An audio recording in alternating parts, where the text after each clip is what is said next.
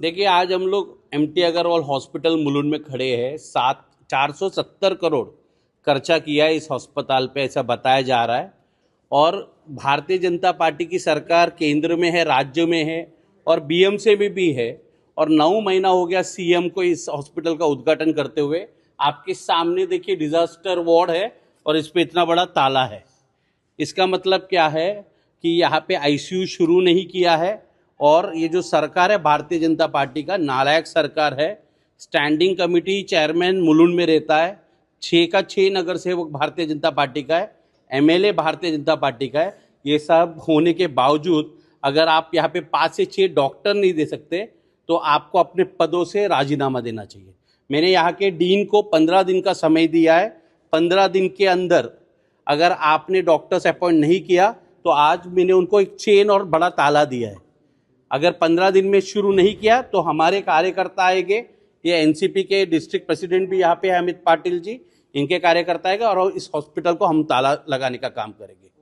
470 कोटी खर्चानंतर ही आज 9 महिना झालेला आहे। महाराष्ट्राचे मुख्यमंत्री साहेबांनी या हॉस्पिटलचं उद्घाटन केलं। आत्तापर्यंत इथे बेसिक आयसीयू नाही आहे। एमटी अग्रवाल हॉस्पिटल हे एक ग्लोरीफाईड क्लिनिक झालेलं आहे। काय इलाज होत नाही, डॉक्टरच्या नेमणूक केलेलं नाही आहे।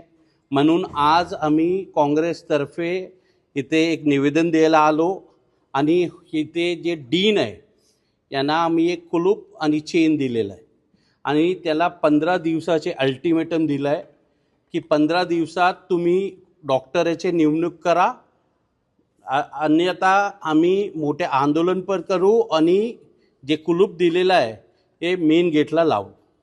तुम्हाला माहिती आहे 17 तारखेला मुलुंड ईस्टमध्ये एक अपघात झाला, बिल्डिंगमध्ये आग लावलं आणि तिथे एक महिलाला घेऊन वीर सावरकर मुलुंड ईस्टला घेऊन गेलं।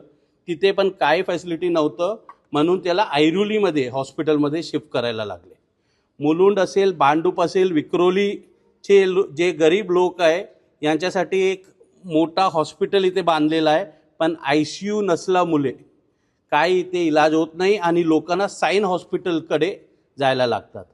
इमारतीचं स्ट्रक्चर आहे, बेड्स आहेत, परंतु कुठल्याही फॅसिलिटी या ठिकाणी सगळं केलेलं आहे। तुम्ही बघा, इन्फ्रास्ट्रक्चर रेडी आहे, पण भारतीय जनता पार्टीच्या जे ट्रिपल इंजिनचे सरकार आहे, जे सेंट्रल गव्हर्नमेंट पण त्याच्या आहे, राज्यामध्ये सरकार त्याच्या आहे, महानगरपालिका पण त्यांच्याकडे आहे।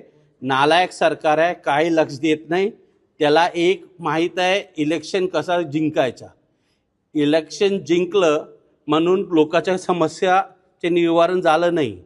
इलेक्शन नंतर तुमच्या जबाबदारी वाढतोय। लवकरात लवकर इथे 5 से 10 जे डॉक्टर्स आहे त्याच्या नेमणूक करा आणि आयसीयू सुरू करा असे मागणी आहे माझी। पुढची भूमिका नेमकी काय असेल? 15 दिवसात काँग्रेस आणि एनसीपीचे पण इथे जिल्हाध्यक्ष आलेले आहे, अमित पाटील जी, आमचे कार्यकर्ता इथे येणार आणि इथे कुलूप लावणार आहे।